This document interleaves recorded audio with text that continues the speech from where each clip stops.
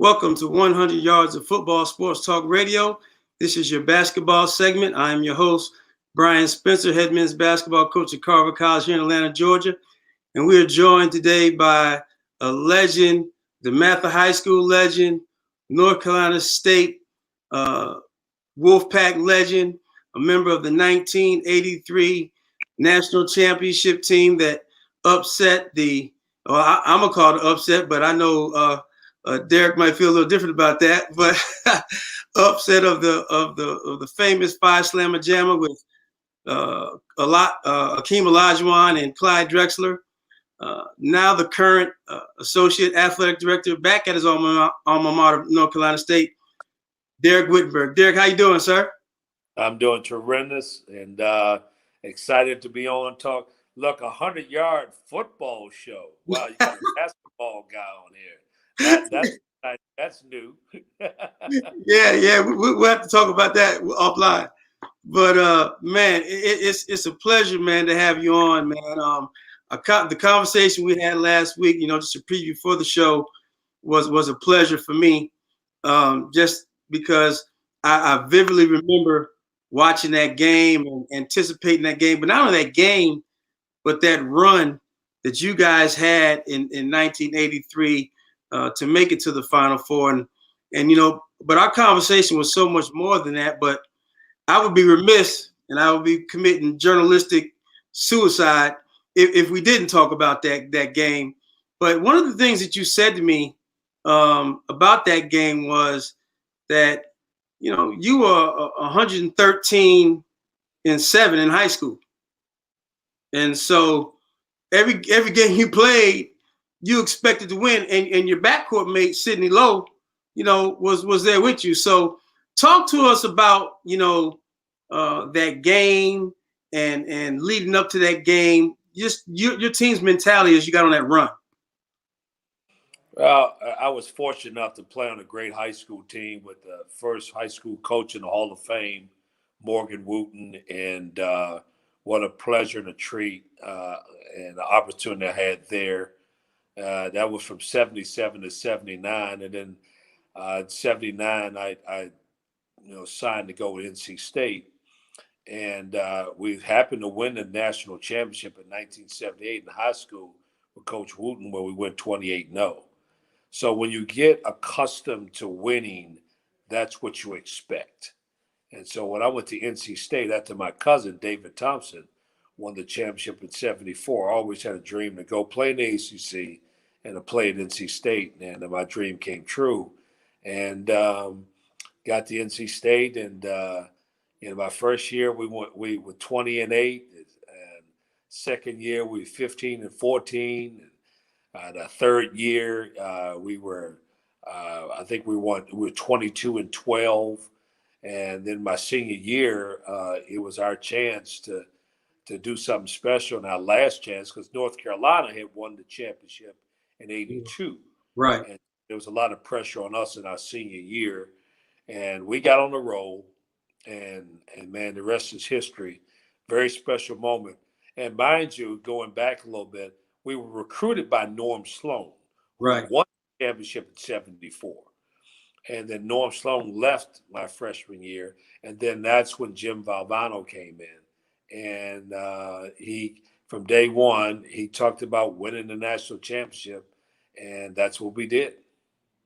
Right. So talk about that transition, because like you played for two, Hall of Fame legendary coaches in Morgan Wooten in high school and then, of course, Jim Valvano.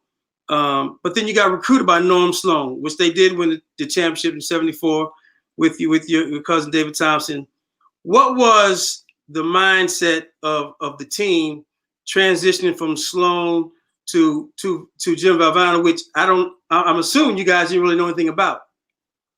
Well, different philosophies, obviously, and when you lose the coach that recruited you, it's always a shock. But Jim, once he took over the team, was like a player's coach, very passionate, a lot of energy, and we drew to him right away. So Right. They were two respects. The personalities were different. Norm Sloan was from Indiana, Indiana basketball, tough competitor, Right. grinder, and Valvano was like the players' coach, right? Really into the players, uh, really gave us a lot of ownership in the team. It just was a different philosophy, Right. and one philosophy doesn't, they all work, right? And we just gravitated to Jim, and we believed in him just as much as we believed in Norm Sloan. Right. So now you guys had to win the ACC tournament to get postseason tournament to get into the tournament. And so you win that, and then you get on this run, and now I mean you're in the championship game. Now it's just one game now. But I went back and I watched the game because I just want to have a fresh memory of it. And what I forgot was at that time there was no 3-point shot, there was no shot clock, right? And so as I'm watching, some things started coming back. And I remember now people are thinking and assuming that you guys going against Fly Slamma Jamma, that you guys are going to slow the ball down and spread it out maybe and kind of slow down that Fly Slamma Jamma machine. But you guys came out going right at them, like jumped up on them early and pushed the pedal like from the beginning. You didn't really slow the game down. Talk about the mentality and the philosophy going into that game. First of all, we played in the ACC, which was the best conference in the country. We played against the number one team in the country 7 times that year. North Carolina and UVA. UVA had Ralph Sampson.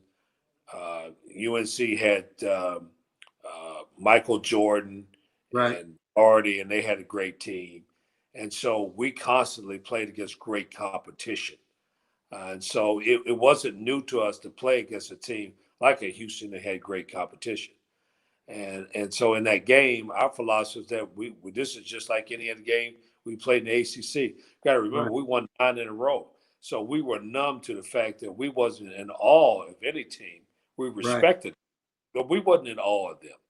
And we came out right after we wanted to attack them and show them that we belong here. And we came out firing and took an early lead. But also being aware that good teams also make their run, and they came back. And they Right. came back in the second half.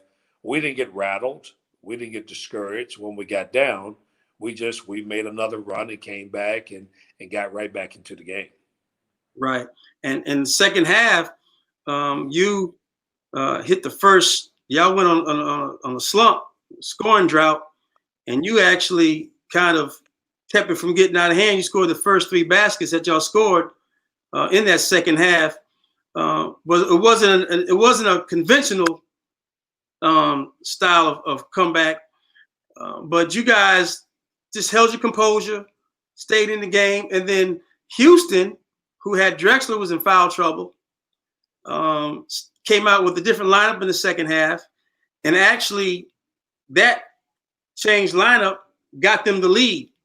And so when Drexler came back in, then Olajuwon sat. The lineups kind of got different than I think Houston was used to, and Guy Lewis tried to slow the game down, and I think it caused them to lose their momentum. When did you sense that, okay, we can make a move here, or was it just let's just play the game out and see how it goes? Hey, man, when you take a player out like Olajuwon, you notice real quickly that you can Right. get back in because we couldn't stop him. Right. And he got tired because of the altitude.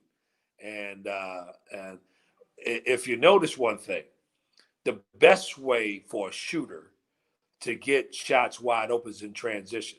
So Right. on their shots, we pushed the ball up the court and caught them scrambling around. A lot of times you see the shots in the second half, I wasn't guarded because they were scrambling back, getting back on defense, and we just sprinted down the court and got to the spots, and I got those wide open shots. So a lot of times what you see now in this basketball, now what they're playing now, it's really pushing the ball up court and you can get better shots in transition.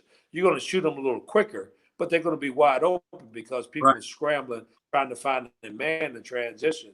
And that's what we did. And we just capitalized off their missed shots and pushed the ball up, didn't set it up, and got some wide open shots.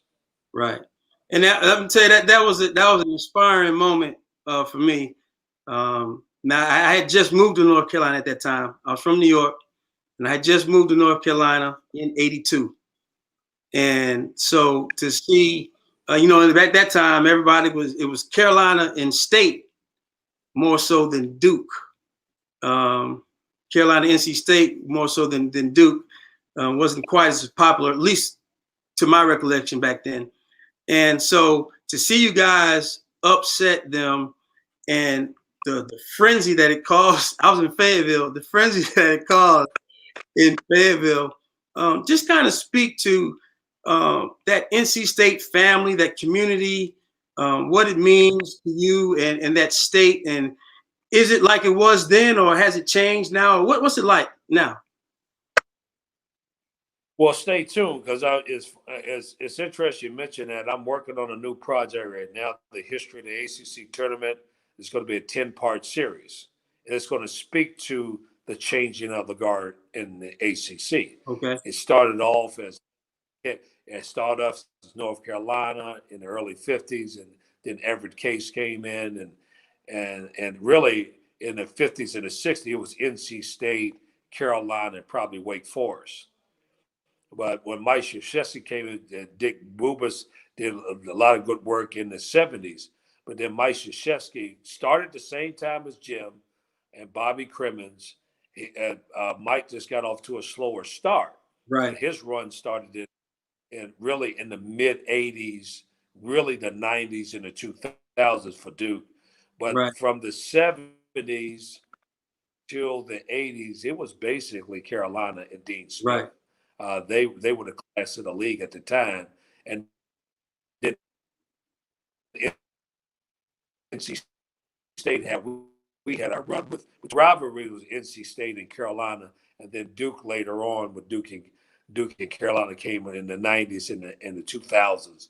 That's kind of was the changing of the guard a little bit as we were going through transition with coaches when Jim left, and we went to a couple of coaches. So that's kind of like the history, a short part of the history of how the changing of the guard in the ACC came about. Right. Okay. And so you finish your playing career, and you got into coaching in quick. In '85, you started coaching back at your alma mater. You actually coached there 3 different times. You also coached at Georgia Tech when Kenny Anderson was there. Kenny has been a guest on the show. Talk to me about the ACC, because you mentioned, because this is a long. I'm from New York, so I just got to let you know. To me, when the Big East came on the scene, there was no conference like that. And you were in college at that time when the Big East kind of really got started, and ESPN and Dick Vitale and all of that. Compare to me the ACC at that time and the Big East, because in my opinion, at that time, the Big East was the best conference in basketball. Well, the Big East was formed was late, right? So the ACC was with the class of all the conferences. This is where the conference tournament started, right. and it was the most prestigious league in the country. Come along the Big East, a lot of talent. So John Thompson, Jimmy Boeheim, Lou Kunasucker, they were the power of the Big East. They are the ones that got the Big East on the map. Why? Because they went out and got some of the top talent in the country. So instead of Patrick Ewing going to Carolina, he went to Georgetown.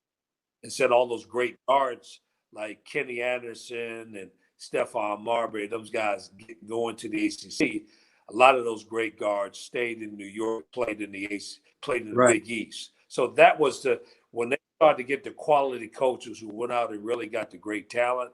That's when the Big East really came into play. Not that, and it was probably back and forth. The ACC was, and the Big East were probably just as good, with the ACC having a slight edge. One year with Ewing and Mullins and those crew, they had a slight edge. When Rolly Massimino, they had great personalities and Right. great coaches Right. too. And Rowley came in there with championship in '85. So yeah, Big East at that time, and especially the mid '80s to late '80s, the Big East in the '90s, the Big East, and then you bring Jim Calhoun Right. comes in there late, and he gets in the mix, and that's when the Big East really started to take off. Right. Right. And so then, you spent about 15 years as an assistant coach, and then you got the opportunity to be a head coach yourself at Wagner and Fordham in that area of the country, that part of the country. What were the challenges as a first time head coach, but also as a first time head coach in that part of the country against recruiting against some of those powerhouses like Syracuse and Bayheim and St. John's and those schools? What were the challenges you had? There were no challenges. It's called opportunity. You got to remember the late John Thompson passed away last week. And in 1987, we started the Black Coaches Association. And in '87, there was very few Black coaches. And so when we started that organization, we were trying to get more Black coaches opportunities. And so I was a part of that organization. I didn't get an opportunity to be a head coach until 1999. So that was roughly, 12 years after we started the organization. And always, it was a great opportunity. I love Wagner College because they had never went to the NCAA tournament. And I wanted to be the first African-American coach at Wagner College in New York, and the first to go to the tournament. That was my passion. That was my vision. So I looked at it as opportunity. I never worried about the challenges because I thought I was prepared. Obviously, I was well schooled by all my mentors and coaches. I expected to win, but more importantly, I understood how to run a program. I recruited kids with character. I did let my kids compromise because I wanted my kids to be really good students. I wanted them to be good people, and I wanted to compete and play hard on the court and win championships. And that's the way I conducted my program. And I just wanted a total kid, and that's how I wanted to run my program. And people forget, we were the first to take Wagner College to the NCAA, but we also were the first that had 6 guys on the dean's list and a 3.0 average for 4 years when I was at their Wagner College. And that was me a great accomplishment, as well as going to the NCAA tournament. And mind you, it's very hard. We also went to an NIT in 2002. So we went to the NIT first, to an NCAA. Okay, we've lost Coach Whittenburg here for a second, so we'll try to get him back on. But as we wait for him to get back on, we had a great conversation and talking, and one of the things that he was beginning to allude to was his. I think we're getting him back on. You back on, Coach?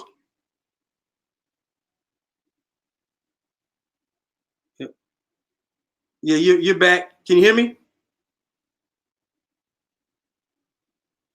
Yeah. So one of the things as we wait for him to get back on, one of the things that can you hear me, Coach?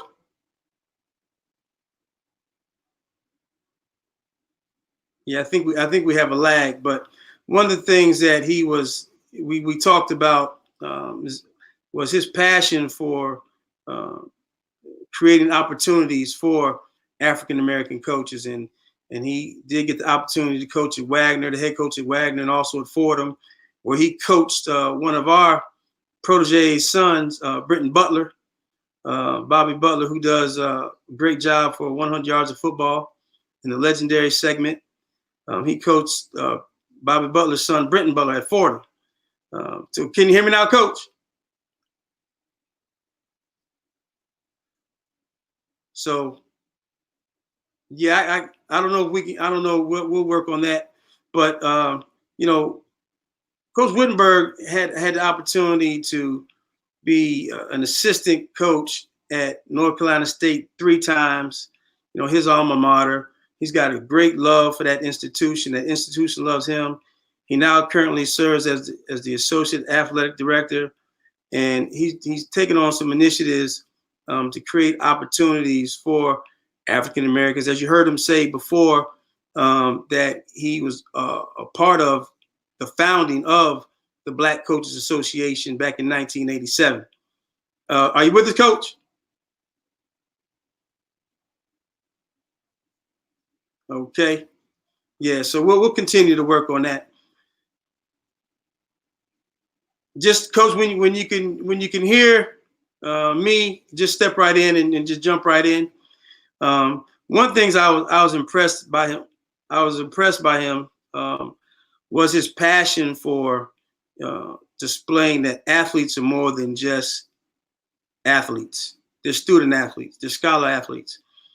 He talked about he talked about how people thought that he was just some some guy that could shoot a basketball and that's all he was about. But he said he was a very good student in college. He could articulate himself, and that's one of the things that he does. He did with the players that he coached at Wagner and at Fordham. He stressed the importance of education and being able to represent yourself and articulate yourself in a certain way, in a certain manner. He played up under two legendary coaches in Morgan Wooten and Jim Valvano. So the tutelage that he had from day one was good, and he carried it on throughout the rest of his career and used it now in his position as associate athletic director at North Carolina State. And so, Coach, if you can hear me, you can just chime on in. Yeah, can you hear me? Yes, sir. Yes, sir. Okay. Yes, sir. So I wanted to get into one of the things we talked about on the phone. You mentioned it, when we started talking about the Black Coaches Association. Me and you got in a conversation about Matur Maker and his decision to go to Howard University. That's one with all the stuff that's going on in society. A lot of the buzz now is Black athletes going back to HBCUs and things of that nature. And you had an interesting take on that, on his decision to go to Howard and its effect on him and Howard. Would you share that with us? Yeah. First of all, congratulations to Howard University and Kenny Blakely, who went to DeMatha High School, went to my high school, and then went on to Duke and had a great career there.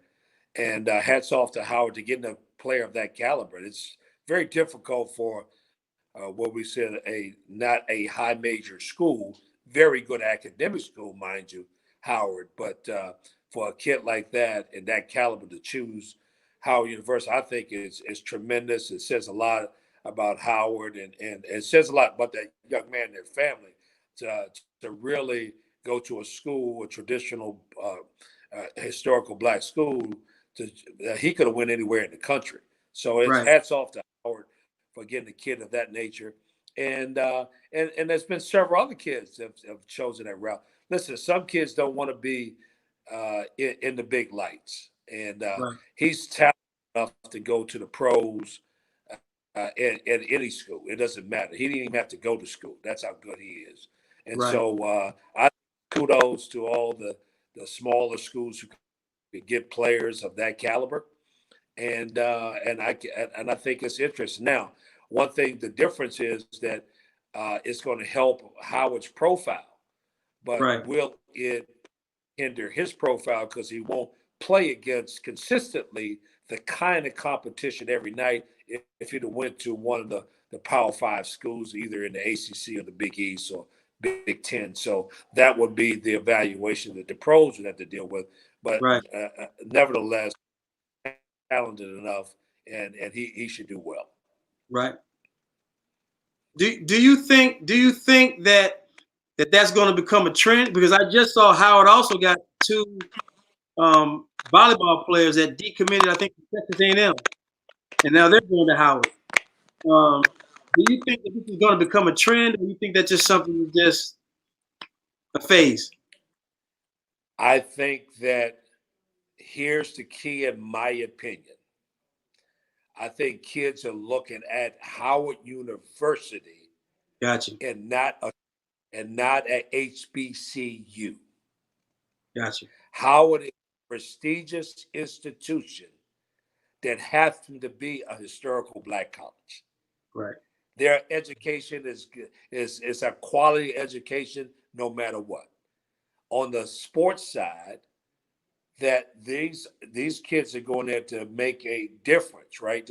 What I did at Wagner College, these kids are doing the same thing by going to Howard University. They want to make a difference. So I think it's tremendous that these kids are wanting to go in somewhere where they want to really do something special, and I think it's a great trend. I don't know if it's going to continue, but the bottom line is Howard is a great university that's a Right. Division I, and that's the key. Right. Right. Now, I gotta ask you this. I gotta ask you this because being a coach myself and being the son of a coach, my dad told me because we lost two greats, a few weeks ago, John Thompson and Lute Olson. My dad said to me, he said, son, if you're not successful, then that's a less opportunity that your son is going to get opportunity. That you have to take advantage of the opportunities that you get. Do you see us? Do you see there becoming more opportunities for Black coaches at the Power Five schools? Like the Shaka Smarts and or do you think that coaches should just take the opportunities that they have, not worry about advancing to the Power Five schools, and just making it happen where you at, like Anthony Green at Dayton? Well, I think it's a great opportunity for most coaches to coach in Division I anywhere. And I think that you have to take the opportunities that present themselves. But Shaka made that opportunity by doing a great job at VCU. Right. So as long as coaches get the opportunities at smaller universities to do well, and then and get another opportunity, you have to be successful. You have to win. You have to get those opportunities. So the more opportunities that coaches get to coach, period, and then Right. if they're successful, will they get another coach? Now the thing that's interesting is that there's a lot of great quality coaches, and I throw myself in as well, Right. that experienced and had success, but got fired, but can't get another opportunity. Right. And you see some coaches get fired and they get opportunities. So it's not necessarily like, let's take for football, Matt Brown.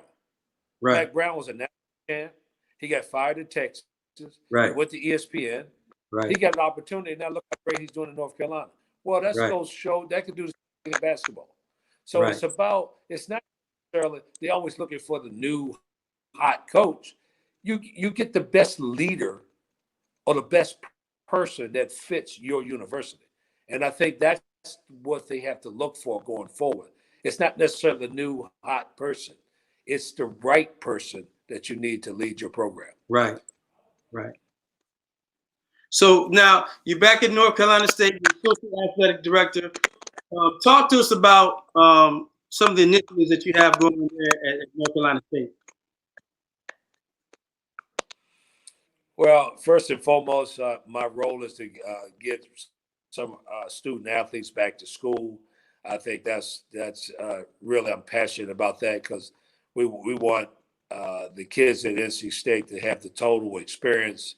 You come here and play, you come in and perform, you come in to get a great education, become a person, but you got to leave here with something, and you got to leave here being you got to be more mature, being educated, and more importantly, get that degree to finish it, right?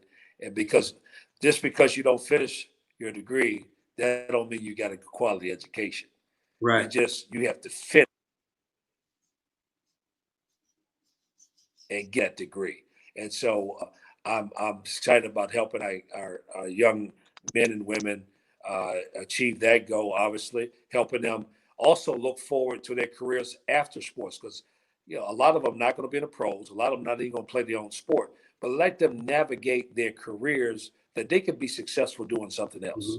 Because we get so inundated about sports that we forget that they can be successful individuals doing whatever they choose to do Right. because of these transferable skills that you learn as an athlete. You learn how to work hard. You learn how to be coached. You learn how to be a part of a team. You learn how to communicate. Those are skills you can use in the real world. So I remind them that don't be discouraged if you don't go to the NBA. You can be successful doing whatever you want to do.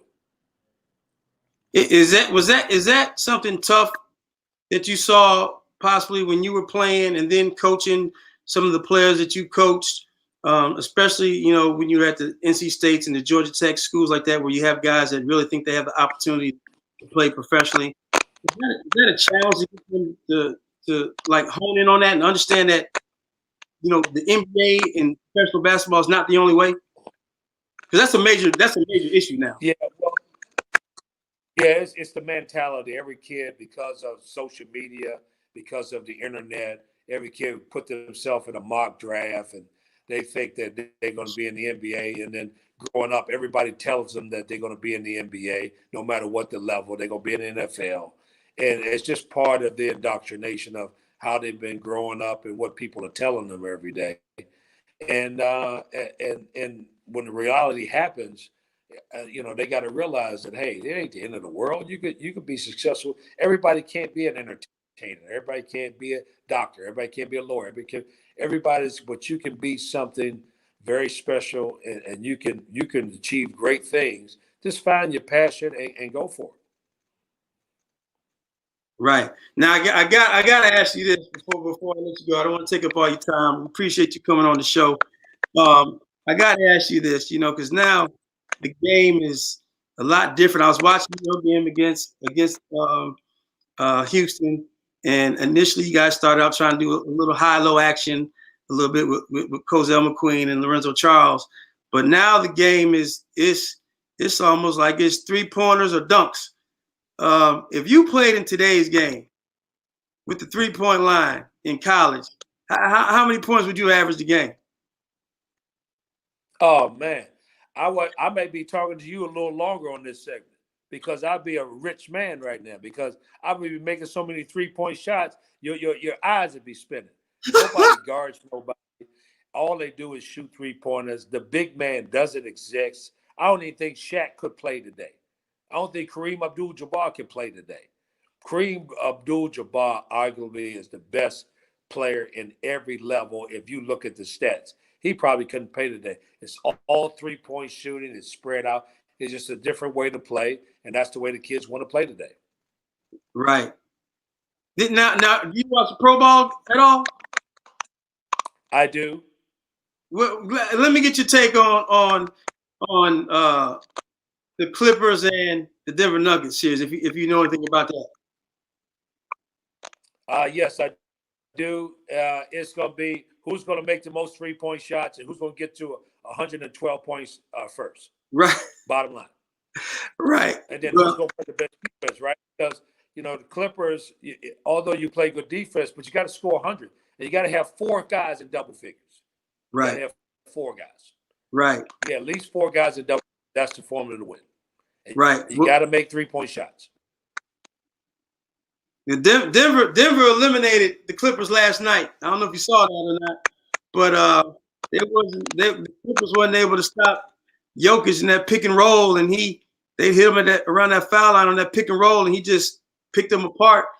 And I didn't see anything that the Clippers did to try to stop that. So I brought that up because Jokic is a big man who finds he's effective today because he doesn't just play inside. He can also step out and shoot the 3. He's a good passer. He can handle the ball. So I think that the big man has a role today if they develop their skills, and then the system that then properly utilizes their skills. Big man, he's a highly skilled player. He plays 90% on the outside. He can pass it. He's a tough guard because if you guard it with another guy that's just a regular big man, you're in trouble because he can step out and hit the 3. He can pass it. And the bottom line is that the Clippers just don't have enough scoring. Right. You got to score the ball today. And if you can't make enough threes and you don't have enough scores, you're not going to win. Right. Right. Listen, Coach. I appreciate you taking the time out. I enjoyed this and the conversation we had on the phone as well. Anything that you have going on, any foundations, anything you have going on, you want to share with our audience? Yeah, I'm a member of the Dereck Whittenburg Foundation. My wife and I, we raise money for juniors and seniors to help them finish college. We're very passionate about it. We're in our 5th year. We've given out over 100 scholarships and over $500,000. And we just want to help kids finish school. And our mantra is dream, believe, work, now finish. Dream, believe, work, now finish. Guys, have a great day. Have a great weekend. And if you want to have me back, I'll be happy to be back. We'd love to have you back. Before you go, give them your information if they want to contribute to your foundation. TheDWFoundation.org. Or look up DereckWhittenburg.com, but TheDWFoundation.org. I appreciate you. Tell Bobby Butler I love him. Britton Butler, he was a great player for me, and I enjoyed coaching him. He was a joy to coach. Yes, sir. Coach Whittenburg, we appreciate it. Ladies and gentlemen, that's Coach Dereck Whittenburg from the legendary 1983 North Carolina State National Champions. We appreciate him coming on today and joining our show. If you like the show today, please like the video, share the video, and comment on the video. Once again, my name is Bryan Spencer, and you've been joined by Dereck Whittenburg, North Carolina State Wolfpack. We'll see you again next week. And remember, life is only as important as the impact it has on other people's lives. So go and impact somebody's life in a positive way.